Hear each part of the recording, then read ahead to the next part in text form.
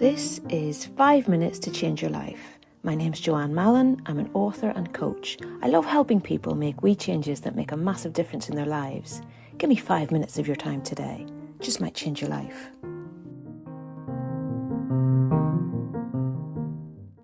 Hey, what about you? So I normally don't talk about things in the news, but there's a story around at the moment I've been thinking about an awful lot because I have a personal connection to it.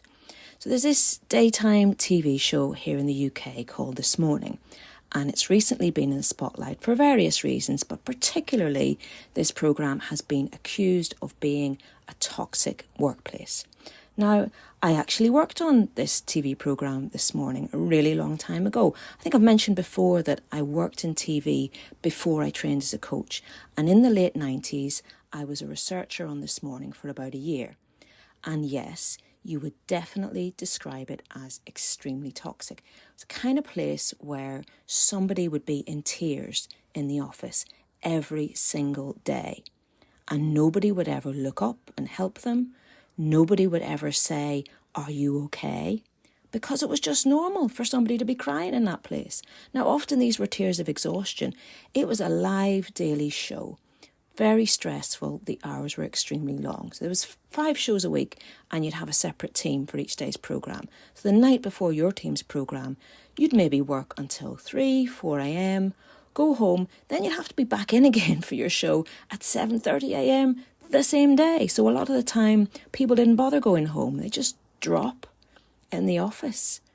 Just wasn't a happy place. You know, although we were all working our guts out, the presenters never bothered to learn the names of staff below a certain level, which just felt really dehumanising, like you weren't a person but a cog in a machine.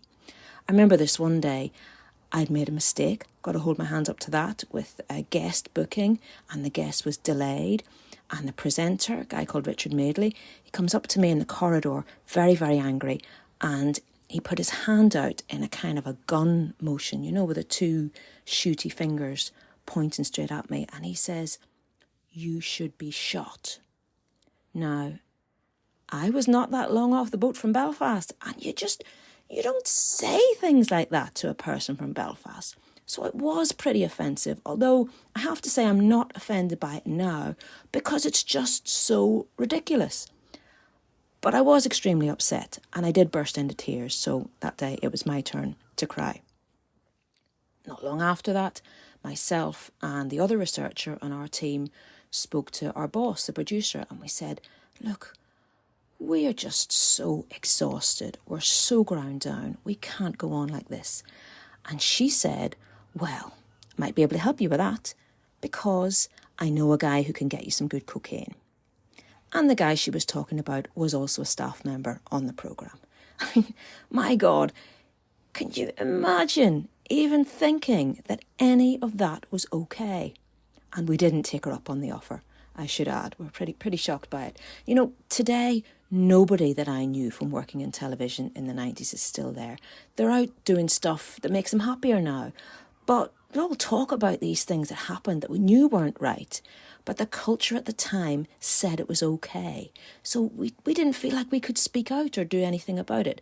And what was really difficult is that for all of us, TV was the dream job that we had worked for years to get into, and to find out that it was actually a bit of a nightmare was dreadfully disappointing.